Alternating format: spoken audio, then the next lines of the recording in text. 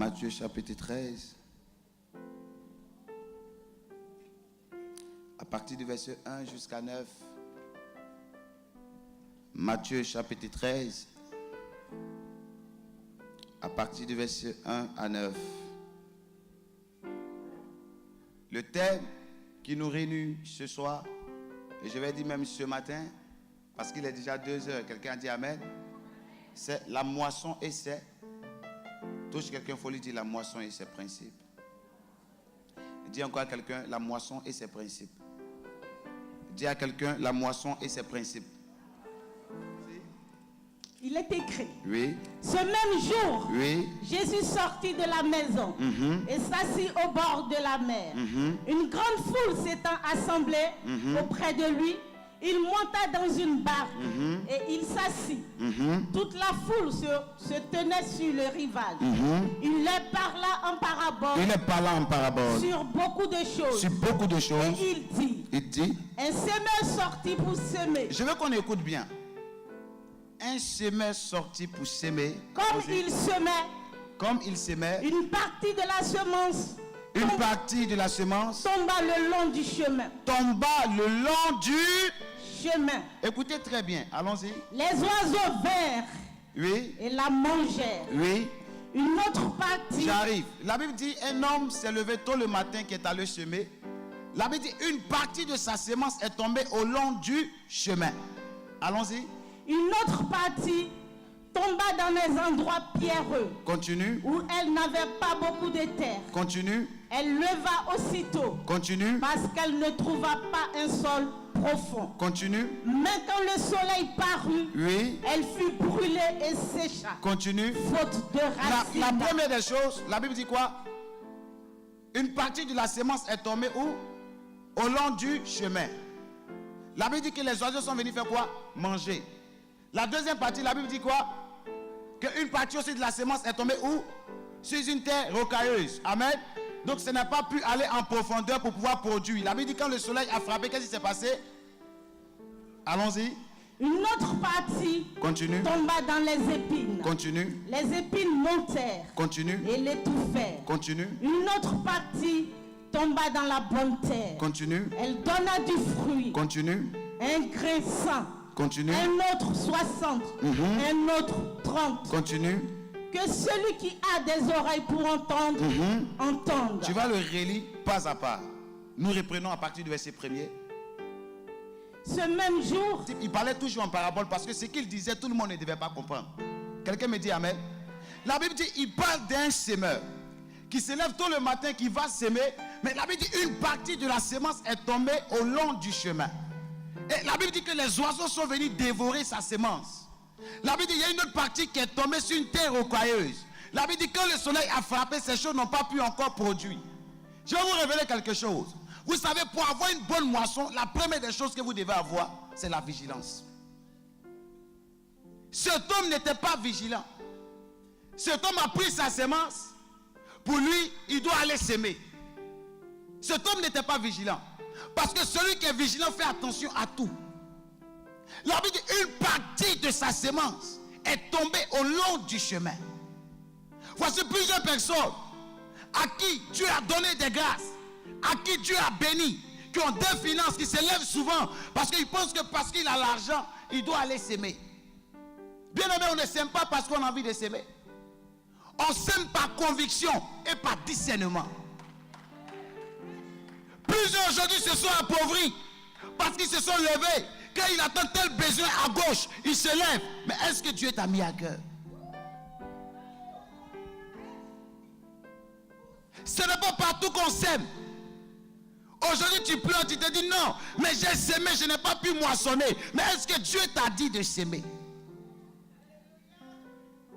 Certains s'aiment parce qu'on dit de s'aimer. Mais il y a certains qui s'aiment parce qu'on a dit de s'aimer, ils ont été convaincus. Qui me dit Amen? Touche ton voisin, dis-lui, tu dois être vigilant. Touche ton voisin, dis-lui, tu dois être vigilant. Touche ton voisin, dis-lui, tu dois être vigilant. Bien aimé, on ne s'aime pas parce qu'on a envie de s'aimer. On s'aime parce qu'on est convaincu. La Bible dit que toute chose faite par manque de conviction est un péché. Voici plusieurs personnes qui viennent souvent, qui s'aiment à l'église, après qui te critiquent. Ah, non, si je savais, je n'allais pas faire ça. Le fait que tu as parlé, ta sémence ne peut pas produire. Quelqu'un ne m'a pas dit amen. Quelqu'un ne m'a pas dit amen. Il y a des sémences où on n'oblige pas. Quelqu'un a dit un jour, il faut donner quelque chose qui te fait mal. C'est là que Dieu va te bénir. Mais quand ça te fait mal, tu n'es plus convaincu. Quand on apporte la sémence avec joie et conviction. Même si quand on pleure, on est convaincu que l'Éternel remplacera ce qu'on a donné. Il y avait un homme dans la Bible appelé Abraham. La Bible dit qu'Abraham avait 2 enfants, Ismaël et Isaac. Mais Dieu, dans son amour, ne compte pas 2. Quand Dieu parle à Abraham, il ne compte pas 2 enfants, mais il compte 1. Il dit à Abraham, prends ton unique fils, Isaac, et donne-le-moi en sacrifice. Pourtant, Isaac n'était pas son unique fils. Pourquoi il le dit? Parce qu'il savait que le cœur d'Abraham était attaché à un seul fils qui était Isaac. Parce que Isaac était le fils de la promesse. Mais quand il parle à Isaac, il dit, prends ton fils et donne-moi en sacrifice sur une montagne que je te montrerai. Ça veut dire quoi? Chaque homme de Dieu est caractérisé par une montagne. On ne s'aime pas parce qu'on a vu la montagne, mais on s'aime parce que la montagne est notre terre de sémence.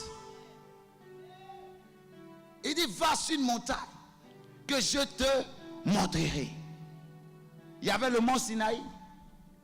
Il y avait le mont Horeb. Il y avait plusieurs montagnes dans la Bible, même le mont Carmel. Mais Dieu lui dit, va où? Sur le mont Moriah.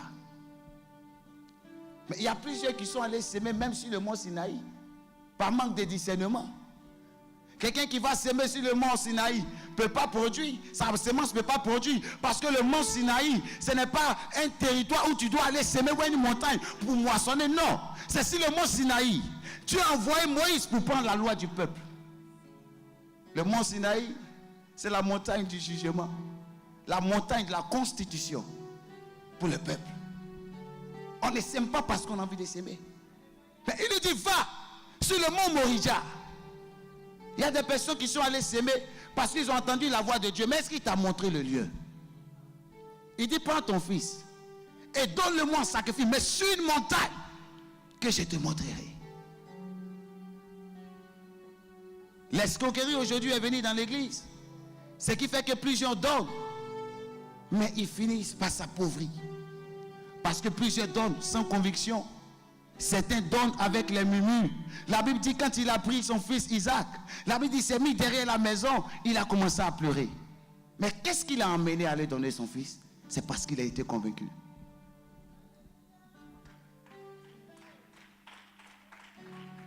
Même quand tu as tes derniers revenus et que tu te lèves, on dit de s'aimer, tu ne s'aimes pas avec murmure.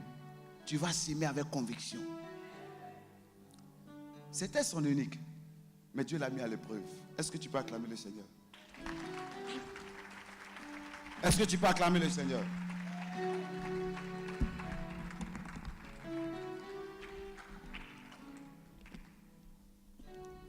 La première des choses, je vous ai enseigné, il faut être vigilant. On ne sème pas parce qu'on a la sémence. Non, j'ai la sémence, je sais que comme Dieu est avec moi, si je jette là, ça va produire. Ça peut produire comme ce semeur.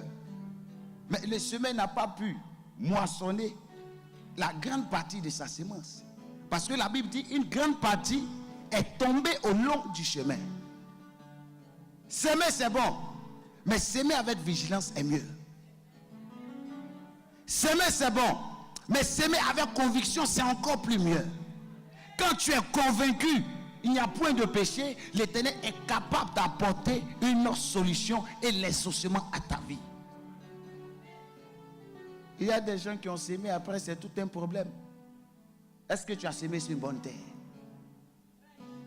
C'est une bonne terre. Un homme de Dieu qui n'est pas libéral, tu sèmes dans sa vie, tu t'appauvris. La Bible dit que l'huile coule sur la tête d'Aaron jusqu'à sa barbe et un homme ne peut que donner ce qu'il a. Qui a dit amen? Qui a dit amen? Touche ton voisin, dis la première des choses. tu dois être vigilant. Touche encore la personne. Dis, la première des choses, tu dois être vigilant. La deuxième des choses que je vous ai enseigné, c'est d'avoir le discernement. Celui qui a le discernement connaît si quel terre il va s'aimer et qui va produire. Il y a des gens qui n'ont pas le discernement. Ils se laissent emporter par tout vent. Vous savez, il y a quelqu'un qui peut te demander de l'aide et tu vas soutenir la personne, tu peux même t'appauvrir. Toi, tu dis, mais attends, mais j'ai fait du bien.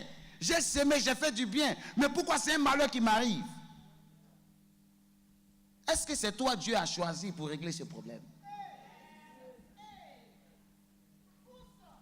Est-ce que c'est toi que Dieu a choisi? Il y a des gens, leur maison est devenue comme Carrefour.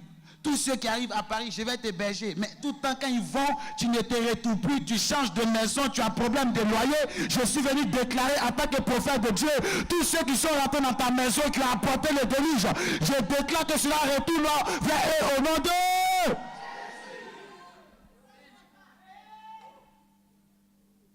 Les gens même ont dépassé Dieu dans l'amour. Ils ont dépassé Dieu dans la gentillesse. Non, je continuerai de faire le bien. Dieu m'a dit, je dois faire le bien. Dieu veut dire amour. Mais pourquoi il a diabolisé son propre fils en l'appelant Lucifer, qui était l'ange de lumière? Il a voulu prendre sa place. Dieu ne joue pas son autorité. Qui a dit amen? Qui a dit amen? La grâce que Dieu t'a donnée, c'est toi qui dois protéger cette grâce. Tu ne dois pas partager avec tout le monde. Mais tu partages avec discernement. Même Pierre a voulu marcher avec Jésus dans sa gloire. Quand il a posé un pas, il a commencé à se glorifier. Et après, il a commencé à s'enfoncer. Pour lui dire qu'on n'est pas la même chose. Qui a dit amen? Qui a dit amen? Qui a dit amen? La première des choses, la vigilance. Deuxième, le discernement. Un problème se pose à toi, tu te lèves, tu vas s'aimer. Non, je vais l'aider. Après toi, mais tu ne retrouves plus ta vie. Gloire à Dieu. On ne s'aime par conviction. Il ne faut pas venir s'aimer et après tu murmures. Tu ne peux pas avoir une bonne moisson. Parce que la moisson a ses principes. Les principes de la moisson incarnent la vigilance. Le discernement, ça incarne beaucoup de choses. C'est pourquoi il faut que tu aies le discernement. C'est très très important. Vous savez ce monsieur qui était allé s'aimer. La Bible dit une partie de sa semence est tombée au long du chemin. Tellement qu'il est méchant, il est allé seul. Comment quelqu'un peut aller seul au champ? Mais si tu tombes là-bas, un malheur t'arrive, qui viendra dire que tu es tombé? Celui qui va aller vite va seul. Mais celui qui va aller plus loin se fait accompagner.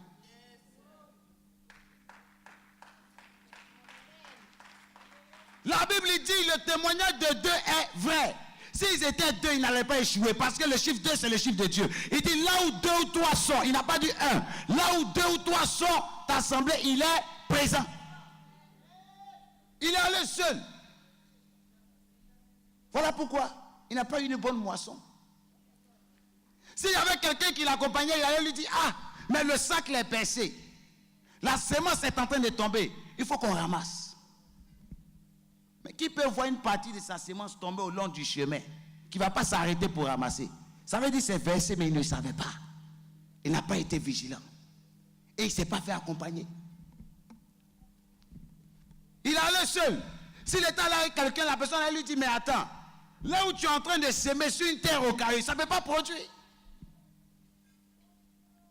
Il y a des gens souvent, je sais faire jeûne et prière, je n'ai pas besoin de conseils. Gloire à Dieu. Gloire à Dieu. Avoir l'onction, c'est une chose. Mais manifester l'onction, c'est une autre chose. Quelqu'un ne m'a pas dit amen. Dis à quelqu'un, la moisson, elle a ses principes. Et il y a des personnes qui n'aiment pas s'aimer. Vous savez, tu peux vivre une vie de sainteté sans injurer ton voisin, lui donner même de l'amour. Mais si tu ne s'aimes pas, tu sais que tu peux ne pas aller au ciel. La Bible dit les avares ne vont pas rentrer dans le royaume de Dieu. C'est dans le livre de Jacques. Il y a des gens qui ont l'esprit de cupidité. Et ils veulent moissonner, mais ils n'ont jamais semé. Ils veulent moissonner, ils n'ont jamais semé. Comme quelqu'un qui dit, Seigneur, rends-moi riche. Pourtant, tu n'as jamais payé ta dîme, même ton offrande. Comment est-ce que Dieu va te rendre riche? Dieu n'est pas magicien. Dieu, c'est la sagesse. Qui a dit Amen? Un homme reçoit ce qu'il a donné. Qui a dit Amen? Quand on parle de sémences, l'esprit de cupidité dans l'église. Ah, j'ai déjà fait mon offrande, je ne peux plus faire encore. Souvent, c'est on même des doigts qui ont des yeux. Dès qu'il met dans sa poche, il sait quel biais qu'il a touché. Mais ils connaissent. Non, attends, je vais mettre offrande de prophétie ici. Offrande de prédication là. Offrande de tout le monde. Je mets ça là. Et quand il vient, il est assis. Bon, tu as prêché, quand si tu n'es pas monté à un niveau. Il dit non, le message là, bon, je vais retenir mon offrande. Et tu pries pour moissonner. Où as-tu vu quelqu'un qui sème l'arachide et qui vient moissonner le riz? Tu l'as vu où? Dieu, ce n'est pas la magie. Dieu te récompense en fonction de ce que tu as fait. Qui a dit Amen? Touche ton voisin, il faut dire la moisson, elle a ses principes. Touche quelqu'un, il faut lui dire la moisson, elle a ses principes.